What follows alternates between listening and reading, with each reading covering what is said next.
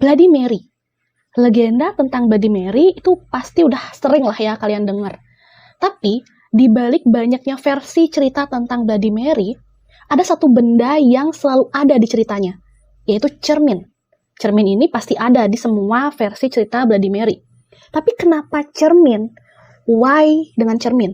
Apakah karena cermin Bloody Mary meninggal?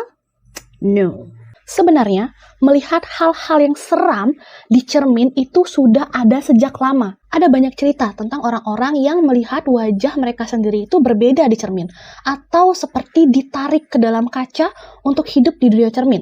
Ini tuh seperti halusinasi gitu. Kita melihat orang lain atau bayangan lain di dalam cermin. Nah, sebenarnya kisah tentang Bloody Mary yang ada di cermin itu baru populer di tahun 1830-an. Karena pada saat itu cermin baru ditemukan. Jadi, sebelum tahun 1800-an, Bloody Mary itu udah terkenal, bahkan di tahun 1500-an. Lewat mana dong orang-orang melihat sosok wanita Bloody Mary ini?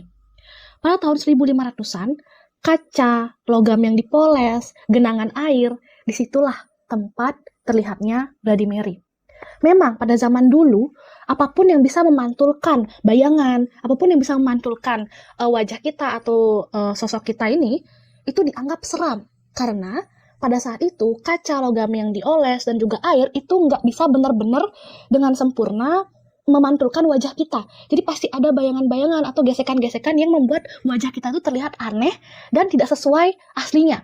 Apalagi nih good mood ya, di tahun 1500-an itu, nama Bloody Mary itu lagi naik daunnya karena kejahatan atau tragedi yang udah dia lakukan. Berbarengan tuh pada saat itu memang lagi populer juga orang melihat pantulan dirinya di genangan air dan juga kaca. Lalu roh atau hantu yang paling ditakuti waktu itu adalah Bloody Mary juga. Jadi seakan-akan ini adalah dua kisah yang dijadiin satu.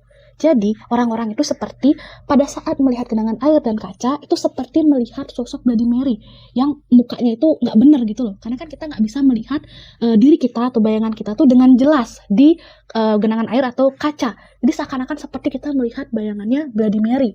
Ya padahal itu diri kita sendiri kayak gitu. Nah dari sinilah itu dijadikan kayak urban legend, terus diceritakan turun-temurun sampai ditemukannya cermin di tahun 1830-an itu. Dan pindahlah legenda si Bloody Mary itu ke cermin. Karena kan ya orang-orang udah nggak lagi melihat dirinya di kaca atau di genangan air.